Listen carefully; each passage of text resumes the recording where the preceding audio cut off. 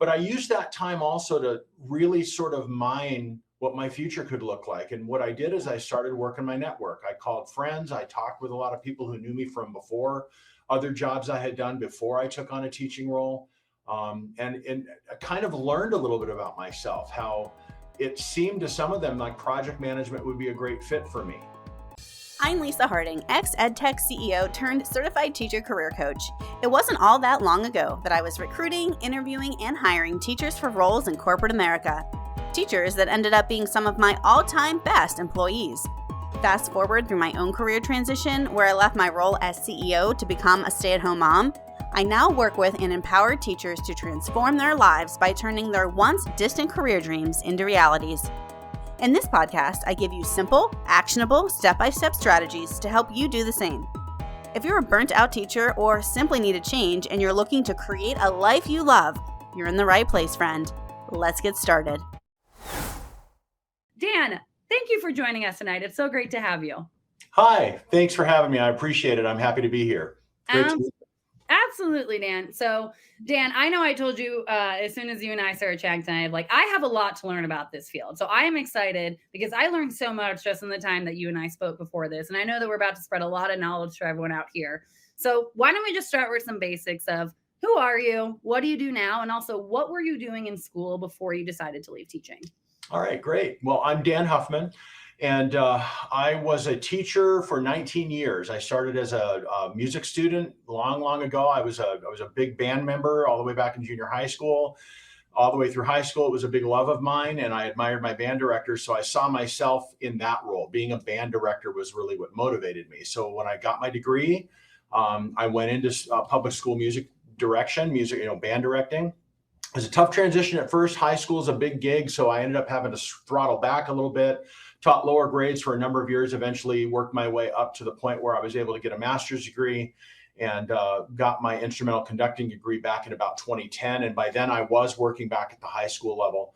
So my role in the schools, when I got to that level, I had achieved, a pretty good spot, I think. I was in one of the largest districts in Arizona. I see there's a couple folks from Arizona here. Ooh. I was teaching in the Gilbert School District, so a very big district. I had all my colleagues at all those schools. I actually opened their latest school. Campo Verde High School was the school where I taught band towards the end of my career. And then I started to really realize that, and this was years before I left the field, that I was not a great fit for the model of the education system that I was in. I really wanted to be a band director, but I really didn't understand the politics and the way that you had to align with some of the other goals that they had in the school system and some of the other things that they were trying to accomplish there. And I always seemed to be at cross purposes with those things. So I decided early, much longer before I quit. I wasn't sure what I was going to do, but I knew the change was coming. And then finally, it got to a point where it kind of happened for me. I was told I wasn't really achieving what they wanted to see. I was asked to serve in an assistant role at a different school. And then all of a sudden, there was no options for me anymore. They said, we really don't have a position for you. We're sorry. We have an elementary job you could take if you want it. And I'm like, yeah, that's not going to work out for me. Yeah. So I decided to start throwing the net out wider. I tried to get certified in about 3 or 4 other states that summer. I was fortunate in that I was living with a friend at the time and my rent was low. So when I lost my teaching job and I wasn't able to procure another one quickly, I was on unemployment for a while. And I did a couple odd jobs here and there. But I used that time also to really sort of mine what my future could look like. And what I did is I started working my network. I called friends. I talked with a lot of people who knew me from before, other jobs I had done before I took on a teaching role. And I kind of learned a little bit about myself, how it seemed to some of them like project management would be a great fit for me. And I had an interest in computers already. And I really liked the idea of being around my hobby, if you will. I played a lot of computer games. I had even run a computer gamers organization for a number of years in Arizona. It just seemed like an exciting place to be because I like the internet and I like technology and all that kind of stuff. Plus, I have a natural gift for organization. It's something I really like to do. I like stuff to match. I like stuff to fit. I like to fit in a structure. I feel like when I'm organized, things go easily. And project management's a great fit for that. So then I ended up getting hired by a small company locally where a friend of mine who knew me saw some of my skills could apply there. It was a small company doing work with the US government to build software. Over about a 7-year period, I ended up helping them win a number of government contract awards. I was put in charge of some of those things and ended up helping them develop software that was intended to be used for the U.S. Space Force in the tracking of satellites. Ultimately, the company did not do well, and I ended up, kind of looking elsewhere. And I had made some other contacts over those years. I ended up getting hired by another company that was just about poised to win a large award to do even bigger software work with the U.S. Navy. And we did win that award. And now I am working full time for them as their senior Agile coach and as a Scrum Master. So that's kind of my process, that, how that went from, small time band director to senior Agile coach. But I think that I cannot tell you how much that's improved my life, my outlook. It's a much better fit for me. It's a completely different level of flexibility. I'm not a slave to the calendar anymore. I'm working from home 100% of the time. Everything I do, I can do over the internet. My salary, I can promise you, is a lot better than it was when I was teaching. And I have the opportunity to do things I never thought I'd be able to do, that I can now do easily that I couldn't do when I was a teacher. So totally. I mean, I feel the exact same. I mean, it's improved my life in ways I can't even tell you. But yeah, that's the story. Totally. And if you are, by the way, if you're on this call tonight and you're just like, wow, that is just like the dreams and what I aspire. Sometimes I know it feels hard in the current situation you're in, of like, that this is what I've done and this is what I know. It can be scary to make that leap. So just know that there is something on the other side. And I hope that tonight can be a helpful bump in that road, whether a bump that sends you off into like, yes, this is for me, or a bump that sends you like, you know what, like maybe this isn't for me. And that's totally okay too. And that is a part of this journey. And, Dan, one thing I really heard from your story is you talked about, I mean, you went from something completely unrelated to what you're doing now to being where you are. And I heard a lot of that coming through in networking. So can you talk about how networking did really play a part in your journey of getting to where you are today? Absolutely. One of the things I learned when I was teaching, and when I realized where some of my shortcomings were during my master's degree work and during my teaching work, I used that as an opportunity to develop skills that were marketable elsewhere. So like my organization, I wasn't nearly as organized as I am now when I was a young teacher. So I felt like it was really, really important for me to get organized to be a better teacher. And then it dawned on me, I could do this elsewhere. Yeah. When I got to the point where my teaching career was coming to an end and I reached out to other friends, they would point out to me things about me that seemed to be applicable elsewhere. And so as I was trying to figure out where my next port of call was going to be, I was always coming back to that. Hey, I'm kind of already a project manager. Totally. Band directors are project managers. I just figured out how to align it in a different context.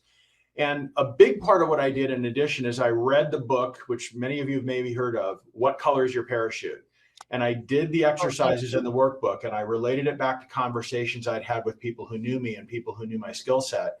And when that stuff aligned, it's like the stars aligned. Then I could see myself doing other things when I couldn't have seen it 10 years before when I was stuck in the classroom. Yeah. Like sometimes it just, you need that new like space, place, whatever it may be.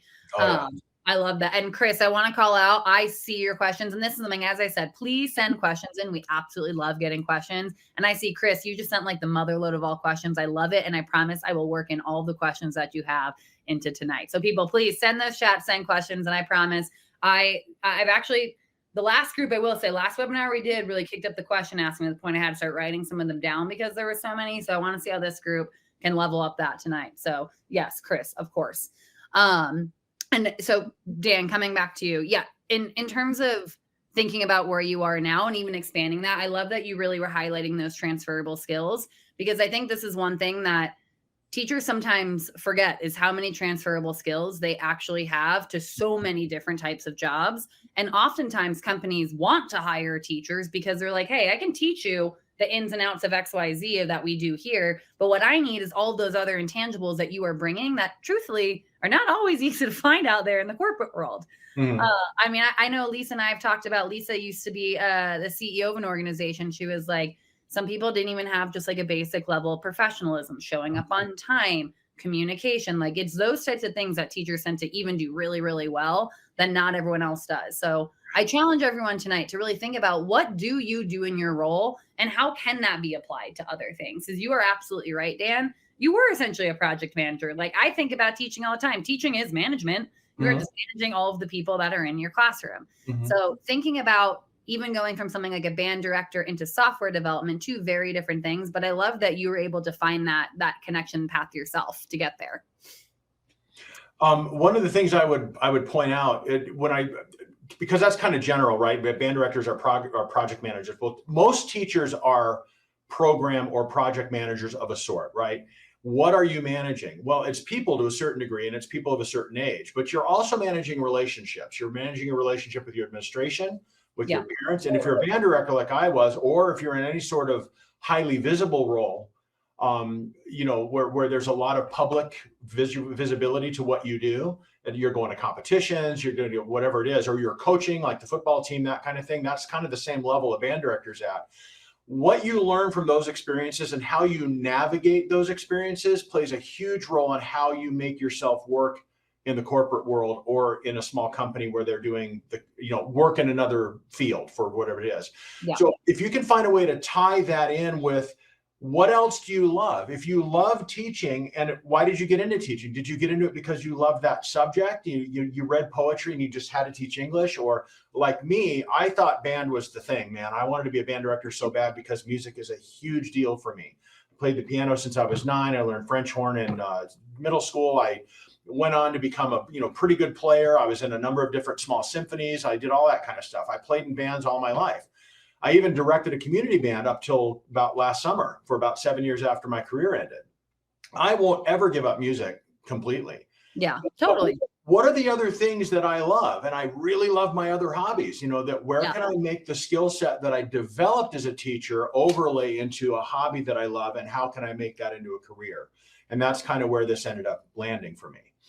I love that thought process, because I think sometimes it is hard to make that leap or connection of like, again, I see people in here being like, teaching is just kind of like my fallback because I know that's what I can do. But it takes first a level of being brave to say, I am going to make that leap. So for anyone here tonight, it's also like, I know I want a new career. That is a mental hump to get over. So you should feel good yourself that you have made that choice. But you are right in the sense of I want to think of like the best way that I can phrase this that feels the most eloquent, but you do. I'm circling this back to networking. I'm coming back to Hugh's question. Hugh, what you put in the chat is really top of mind. I'm going to connect that back into what Dan is saying of you have to be first thinking about like, what do I really want to do? And then really be diving headfirst into that field. So Hugh, I totally get that. Networking, sometimes I'm not saying networking every single time is going to lead you to that next opportunity, but it is often the easiest way to get yourself in the door. So what Hugh is saying was that he hasn't really gotten anywhere networking. He's like, maybe I just need a bit more info on it. So Dan, any advice, and I'm happy to give my own too, about like what you can do when it comes to networking? Hugh, I saw that question and I totally understand what you're saying. It's like, what does this mean? I didn't do it either. When I was a teacher, I was like, hey, I'm the teacher. I'm in my classroom. I'm doing what I think is right. I got this degree, right? And my attitude was I'm supposed to know what I'm doing, so they need to let me do it. But what I didn't realize was how much I was missing by going to my colleagues and collaborating and getting ideas from them that I not have thought of and things like that.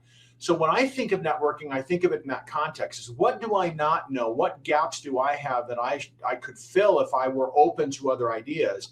I didn't need to be taking it all on myself, I guess is the way I would say that. And I'm not at all saying that's what you're doing, but I do think that the goal of networking should be to find out how other people see me and find out how they see what I can contribute and suggest areas where I might need to grow or where I might apply myself differently. Or, hey, you're really good at this. And I would think, wow, I didn't know I was, really? I am? Gosh, that's good to hear. Now, how do I do that? How do I get better at that? How do I grow that part of myself? And that's how I would view the networking. Plus, don't be afraid to ask people who've known you for a long time that maybe are totally not associated with work. Hey, what do you see me doing if it wasn't the job I had? If I wasn't a teacher, where do you think I'd fit? You'd be surprised at some of the answers you'd get. And I would be doing that all the time. If I were in transition or trying to get out, I would be doing that all the time. And you bring up a great point that Stephanie was even saying, like, how do I network in other states, in other countries, especially too? And people, let me tell you, the internet can be the most beautiful thing when it comes to this. So I hate to say it, if you're not on LinkedIn, you got to get on LinkedIn because that is where you do your networking, especially across states, across countries. And what is totally normal, and this really depends on where you are in your career transition. Maybe you're still trying to figure out if this is the right role. Find the people with the role that you're interested in and reach out to them on LinkedIn and say, hey, I saw you have this skill. I'm really interested in this field. Or would you be open to have a 5 to 10 minute conversation? That's all networking really is when you like boil it down. It's just finding ways to make connections with different people, whether it's people you know, whether it's people that you don't know. So Stephanie, my suggestion is go on LinkedIn and just be reaching out to people. And Hugh, I'm thinking for you as well, you're going to get people that are like, hey, like you are it. That is great. But sometimes it just takes multiple rounds of this sometimes for it to pay off. So I can tell you in my shoes, I have people often reach out to me that applied to a job at my company saying, hey, I saw you work there. I would love to pick your brain about who it is or who your company is and what you do exactly. Like, are you open? And I typically am open to that, unless I can say recently I've been super crazy. I haven't replied to as many people. But those are the people that I've then recommended to my HR person saying, hey, I talked to so-and-so. I actually think they're a really good fit. I love their experience. Some of those people have gone on to get the job. So even though I didn't know them ahead of time, they made a connection with me. They talked to me about who they are, their interests in what we're doing. And then I would happily refer them then. I would rather refer someone that I've at least had a conversation with than people that I obviously haven't. So reaching out to people, asking them about what they do. Back in the day, it used to be like meeting for coffee chats. But now with the beauty of the internet, you can have a quick conversation over a Zoom or something like that, or just even having a quick phone call with people. So if you're wondering, how do I do it? LinkedIn is definitely a way. And it's all about just making connections and just talking to people, because eventually you're going to meet someone who opens up that right door for you. Today's episode is sponsored by the Teacher Career Transition Academy. Our academy provides expert career coaching, professional resume and cover letter templates, small group coaching sessions, and a supportive peer network. The best way to jumpstart your career change journey is to enroll in my free Beyond the Classroom Masterclass. Visit teachercareertransitionacademy.com/masterclass to enroll now. I'll also drop the link to register for free in the show notes of this episode. This free masterclass is sure to kickstart your journey or give you the boost you need to move the needle if you're already in the career change process. Enroll for free at teachercareertransitionacademy.com/masterclass. I had unrealistic expectations when I got out of teaching. And the first of those was, I don't think I can do anything else. The first unrealistic expectation was for myself to not be capable of doing more things. Then I started to realize I had other interests that I could pursue. And keep this in mind, I was 45 when I left the teaching field. I'm 55 now. Because I saw somebody say they had, they think ageism is a thing. I agree with you. There is some of that going on in the world. So you have to be judicious about what expectations you have when you get out. If you get in a hurry and you think, man, I got to have something by next week or it's just not going to work for me. I know it's hard, but if you have to downsize or change your living conditions or stay with family or friends or something to facilitate this while you're making the change, that's what worked for me. I actually did live with my parents for a couple of years. I lived with a good friend for 3 years while I was going through a lot of this. It made it easier for me to bear the reality of what was changing for me, because it didn't happen with my full approval. I wanted to be a band director, and I wanted to be a high school band director in Gilbert. And then they yanked the rug out. It was like, well, now what do I do? And I hated that I couldn't get a job in California, where I'm originally from, which I tried my old high school, couldn't get it. Tried other parts of the state, couldn't get it. Tried Texas, couldn't get it. Tried Idaho, tried Oregon, where I got my degree, nothing. It was August and I had no job. So it was like, well, now what do I do? And slowly but surely I climbed up. I used that input. I read that book. I asked a lot of questions. I tried selling insurance for 3 weeks. That was a disaster. I did whatever I had to do to move myself forward. I think I had 70 different contacts before I finally had this opportunity pop up. And I didn't get paid very well. Again, the first couple of years at that small company, it was very, very low pay. I was bridging it with my first job out was low as well. So, but that's the reality. And it's hard. It's hard. And I had to gut it out a little bit, but I don't want to be untruthful and I don't want to be anything other than realistic. If your expectations are, I got to pivot right now, you may be disappointed. You're going to probably have to scale back and take a little time, And it does take work, and especially in this field. So I know lots of people are asking about certifications and things like that. So let's dive into that and talk about like what are the realistic aspects of this job? What is it that you're doing every day? What do you need to come with? How do you get into this field if you are someone that has not been in this field before? So why don't you just kind of walk us through your role and how we get there? So for exploration, how I decided it was the career for me, besides what I already said with the networking, as I got better and better in the field by working in a small company for low pay, I kind of had to reinvent myself so that was kind of how the career grew for me. I started seeing, oh, I'm talking to some important people at these other companies. I'm talking to government contacts. I'm actually managing a small contract. The company's trusting me. I was able to impress them enough with my skill set that they were able to give me a little bit of leeway, to practice some stuff. Then I started reading about project management. I considered getting PMP certification. Then I read about Scrum. And when I read about Scrum and I realized I really loved the concept. It's simple. It's easy to learn. It's easy to promote. It's what teachers would be doing. Look, I wish I had known about Scrum when I was a teacher. I would have applied it in my classroom, and I am not kidding. That's how cool the structure is. And it's a coaching thing. So I'm using my teaching skills also. So whenever I had the opportunity to still teach, like for example, the other company I worked for, we had an intern program. I would go out and recruit kids who were still in high school at the local VOTEC.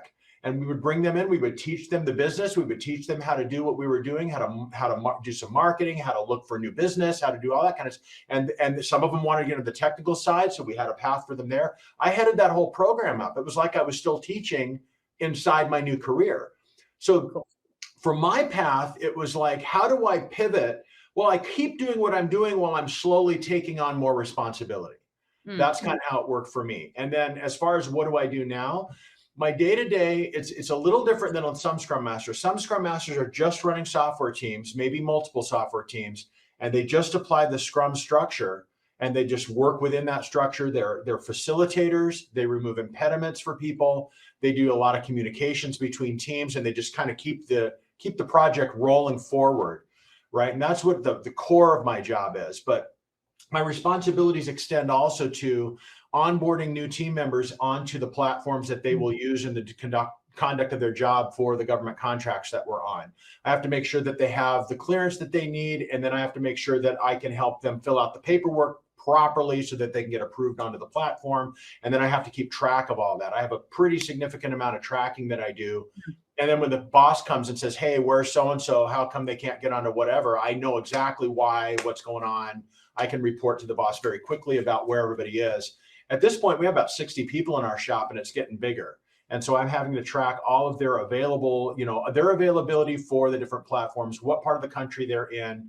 And I have to make sure that I know where all that is so I can get to it quickly. So a lot of my responsibilities just staying really organized. And then I have to be on time to the meetings that I'm responsible for. I do run some operations for the company. So every week on a Tuesday, the CEO, the CFO, and then all of our team members come in. And I have a format that I go by. So-and-so's reporting on this, so-and-so's reporting on that. I take the minutes. I make sure that I get people up to speed on any news or information they need to have. And then on the contract side, I'm responsible for the operations on that too. I'm supposed to be bringing in some of the metrics that we're hitting. What are the highlights from this week of our software development? What part of the roadmap are we in, et cetera. And then when I'm working in my Scrum role for the government contract, I'm doing a lot of the same kind of stuff, but I'm working with my government contact team, making sure that their work stays on the rails, keeping track of them in the Jira software. Some of you may be familiar with Jira. It's a ticketing software where you keep track of all the work you're doing, making sure everybody's reporting on the work that they're doing, that they have something to report at the end of the sprint, that we're going to deliver this, we've completed that, we conducted this many classes, et cetera. I look over the service desk, the training team, and the communications team as we implement the new software across the Navy. So it's a pretty extensive amount of detail, but The nice thing is I don't have that many meetings. I'm not in meetings all day long. I'm only in meetings at sometimes. The rest of the time I'm just working on organization, making sure that things are just so that I'm clear about what I need to communicate, and then I know what's going on at every moment. So that's kind of in a nutshell what I do. And as far as growth, they have a professional development program that they've implemented. They've asked all of us to write goals every year.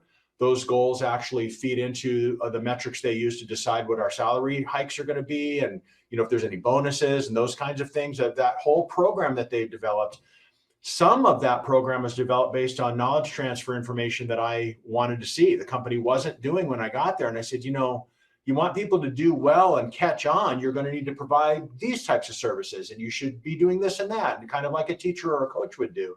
And they took that and they applied it to that program. So I feel I've been instrumental in helping bring about positive change for the company as well. So, Dan, sounds like there are so many different parts that actually go into your day. But I do recognize, I know, and I was very honest with you. I was like, I'll be honest, I do not know anything about what Scrum is. Can you please give me an overview? So if there are people on this call that are just basically like, I'm not even sure that I know what Scrum is, or we know now what a Scrum coach would do, but what is the Scrum framework for all those people who are like me that enter today being like, I don't know anything about this? Right. So basically, any project that you do, you want to have an end result, right? So if you are building a car, you start with parts, you start with tools, you go down the make line, and then eventually a car comes out the other end. And it takes a certain amount of time. Usually in that process, there's stages where specific things happen and everything's already controlled, everything's already planned, everything's already decided, and then you get a product at the end of it that is not changed from the design. That's called a waterfall process, and that's where most projects go. And even software was done that way, and in some places still is. The problem with that, though, is that it does not adapt to change very well. Yeah. A number of years ago, in the 1990s, there were a couple of guys who had observed what was happening in Japan when they revolutionized their car industry in the 60s and 70s. Some Americans, post-World War II, Americans had gone over and taught them about better processes that they could use. They really embraced those processes. And then the head of Toyota actually wrote out a whole book about it, which became the foundations of modern day Scrum. The idea to be very agile, very quick pivoting on, you can do change quickly. You're not necessarily going to deliver what you designed if the design changes along the way. And if you can accommodate for those changes, you can deliver a better product at the end of the process. And you're always open to change. So it's a very dynamic process. And any of you that have used software know how frustrating it is when your software doesn't work, and then they finally fix the bug and it works better, or maybe you got a new button, or maybe you download something and now things are better the way you want them. That's what Agile and Scrum provide the environment to do. So Scrum itself it's a framework that is applied in an Agile work environment. Agile is like a mindset. Agile is more of a philosophy, which is like what I said. It's not going to a goal and you just deliver that. It's being open to change. It's people over processes. It's making it possible for people to do their best work and not overwhelm them with documentation. Documentation is important, but it's not the main reason we're here, that kind of thing. And then Scrum, you take and you say, we're going to have specific meetings, specific times. They're going to be only this long. We will not let the meetings get too long. We will not let them go on forever. They always have a point, and there's a reason we're here. And then not only do we check the product, but we check ourselves. Part of the process is to do introspection. We do what's called a retrospective at the end of every sprint, where we examine our team and our process and decide, are there things we could be doing better? Are there things we aren't doing that well? What do we like about our process? What could we change? And then we apply that as part of our growth. So it's a mindset of quick, agile pivoting and embracing change, and respecting people, respecting their time, respecting their value as people and as workers, and respecting their knowledge. Because the people you hire to do a job, if they can't ever get to their job because they're in an endless meeting, there's no point in that. So Scrum is built in such a way that you can go, okay, you get right to the point. We're doing this is what we're working on. Do you need any help? No. Is there something in your way that I can help get out of your way? Yes. Let me make that phone call for you. And then boom, go to work. And then, all right, now we're reporting on what we did. Here's what we accomplished. Hey, customer, what do you think? Are you happy with it? No. What can we change? What can we fix over the next 2 or 3 weeks? And then we just keep wash, rinse, and repeat over and over and over again until our software is stable. And then what we're doing is maintaining it and hopefully adding new modules or going on to new software projects. So essentially, Scrum allows you to be flexible, respect the value of the people who are contributing and the customer, and deliver what the customer really wants, rather than just planning it here and then 10 months later they're completely in a different mindset. Now they don't want what you're selling them. Do you know what I mean? Oh, I feel like, as they said in the chat, like this is so applicable to teaching. Like these It parts really of is. are That's what I'm not saying. like, I wish people didn't do the respecting of time and things like that when it came to teaching, but it feels like it really is just like really thinking about what a teaching structure and plan looks like over the year. which is really fascinating. Definitely. I would add one other thing too, that getting to the Scrum guide is super easy. I'm just going to tell you where to go and get it. You can look it up at a place called scrum.org. I'm just going to put that in the chat right here. Scrum.org is the home of Scrum. There is also the Scrum Alliance. It was another one of the founders of Scrum created the Scrum Alliance as well. So it's another alternative that you can use. I don't know their website though, because I use all the scrum.org stuff. Yeah. But if you go to scrum.org, you can even start an account there for free and you can start perusing all of their materials. They have a whole learning pathway for Scrum Masters. And what you're going to want to do if you're interested in Scrum, what I would recommend you do is read the Agile Manifesto, which I'll also put in the chat. Perfect. You find that online. It's a very short statement of the mindset of Agile and the philosophy behind it. It's literally like one paragraph and gives you a little bit of history. You can go find that online. Thank you, Jane, for putting that up there too. And then scrum.org, that's where I do most of my study. You can go there and actually go through their Scrum Master stuff. You can watch videos online. You can watch blogs. If you go on YouTube and enter Scrum or Scrum Master, you're going to find literally thousands of videos from Scrum Masters all over the world who will teach you the basics of Scrum. You can learn Scrum pretty quickly. And if you're interested in IT to begin with, it's going to seem like very familiar stuff anyway.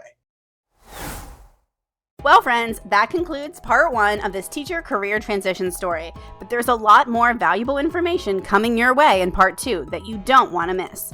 So check out our channel for part 2. And remember, friends, the journey is just the beginning. Embrace the adventure.